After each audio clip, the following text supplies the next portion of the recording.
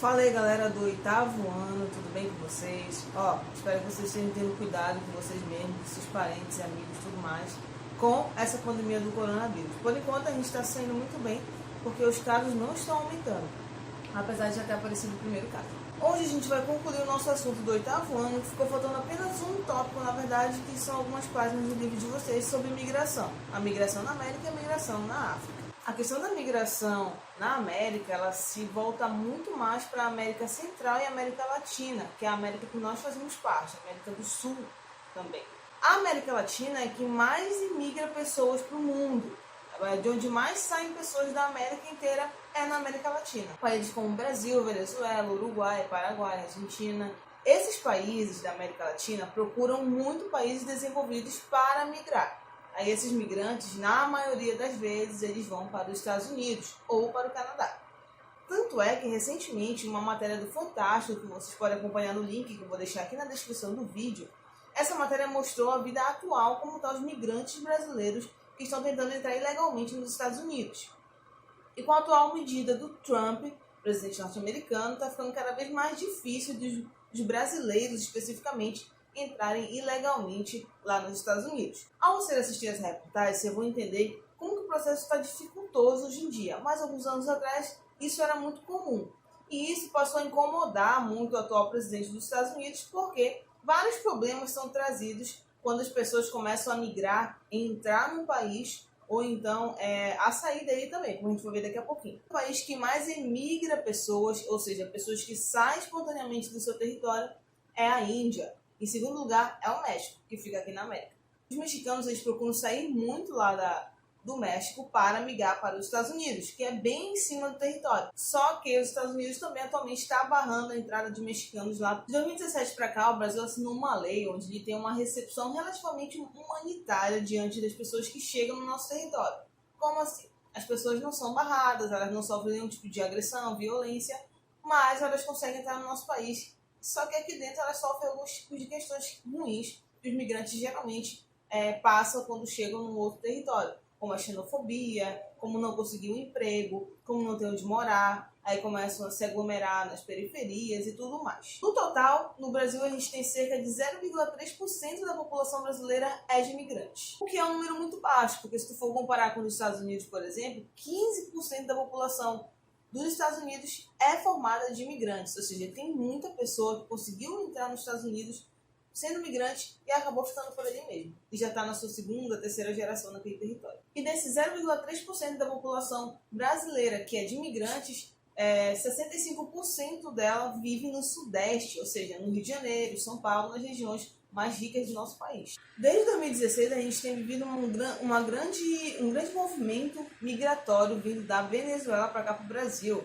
né? Porque a Venezuela está numa crise econômica e financeira e política, e por isso as pessoas estão deixando seu país e entrando no país vizinho, que é o Brasil. E a gente consegue perceber isso nas ruas de Belém, né? Em vários bairros, Pedreira, Batista Campos, bairros mais centrais, você consegue encontrar muitos venezuelanos pedindo dinheiro no sinal. Sem falar também que nós brasileiros somos uma nação que saímos muito do nosso país para morar em outro país vizinho lá fora, né? Por exemplo, os países que mais têm brasileiros vivendo são os Estados Unidos e países europeus como Portugal e Reino Unido. Mas atualmente o país que mais recebe imigrantes na Europa é a Alemanha. Na África a situação começa a mudar, porque lá na África é um continente que passou por um processo de colonização muito recente, como a gente estudou. Eles têm muito pouco tempo de continente independente, então eles têm muitos problemas. E devido a esses muitos problemas, eles também emigram muito do seu continente, eles saem muito do seu continente, dos seus países, para países europeus, que é ali pertinho, geograficamente falando, vêm para a América, vão para a Ásia, vão para a Oceania, atrás de melhores condições de vida, de emprego, de estudos e tudo mais. Sem falar que a África passou por diversos conflitos políticos e conflitos bélicos, inclusive conflitos armados, entre tribos e clãs que vivem ali dentro da África. Isso fez com que muitas pessoas optassem por sair dos seus países africanos para fugir da violência e da sanguinolência dos conflitos. Já no tópico de urbanização da África, a África a gente sabe que foi o berço da humanidade, né? O primeiro ser humaninho que surgiu no planeta foi lá na África, né? Então as pessoas estudos datam de que A urbanização africana ela aconteceu muito antes da colonização, inclusive há milênios atrás, quando os seres humanos começaram a se aglomerar e viver juntos. Atualmente, a África ela conta com os menores índices de urbanização do mundo, ou seja, as pessoas que moram na África elas tendem a morar muito mais no campo do que na cidade, do que no ambiente urbano, o que é muito incomum hoje em dia, já que a maioria da população mundial é urbana, mora em cidades. O nosso último tópico é exatamente a interferência causada pelos migrantes americanos e africanos no mundo. O continente africano, as regiões da América Latina e do Caribe são as regiões que mais emitem imigrantes no mundo. Em 2017, mais de 37 milhões de africanos saíram do seu continente. 10 milhões deles foram direto para a Europa. 4 milhões na Ásia e 2 milhões deles nos Estados Unidos ou no Canadá. Já na América Latina e no Caribe, 37 milhões de americanos saíram de seus lugares para migrarem ou para os Estados Unidos ou estão espalhados pela Europa, nos países europeus. Essas migrações, elas causam alguns efeitos positivos e negativos, que são muito importantes para a gente entender. Um dos efeitos positivos, que também pode ser considerado negativo, dependendo do ponto de vista, é em relação à mão de obra e mercado de trabalho. Nós temos um fenômeno que a gente chama de fuga de cérebros. A fuga de cérebros é quando um país, por exemplo, o Brasil, ele investe toda a formação do profissional, desde a educação básica até a universidade, o cara faz faculdade, ele faz pós-graduação, mestrado, doutorado, só que ele não consegue emprego aqui no Brasil, apesar de ser uma pessoa com uma mão de obra extremamente qualificada.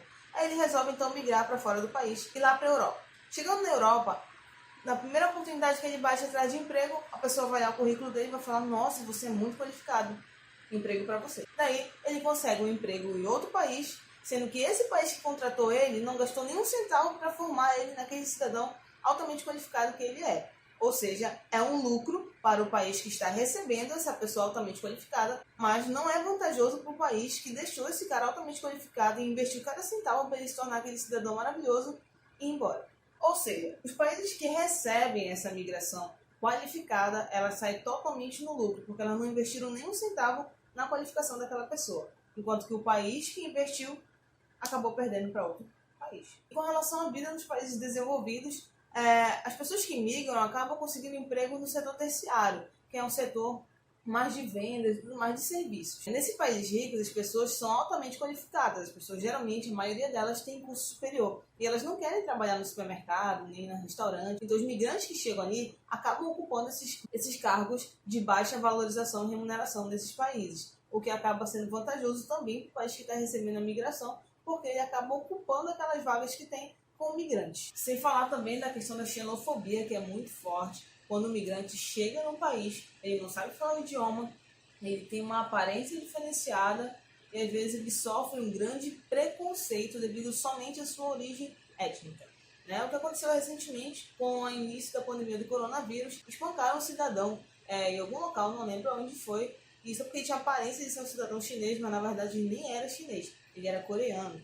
Então esse tipo de agressão, de exclusão, preconceito, são características da xenofobia. É quando você trata mal, quando você julga, discrimina, agride física ou verbalmente uma pessoa devido à sua cultura ou sua origem étnica.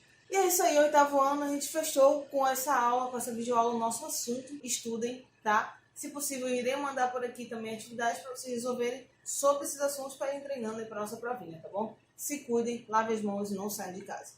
Beijo.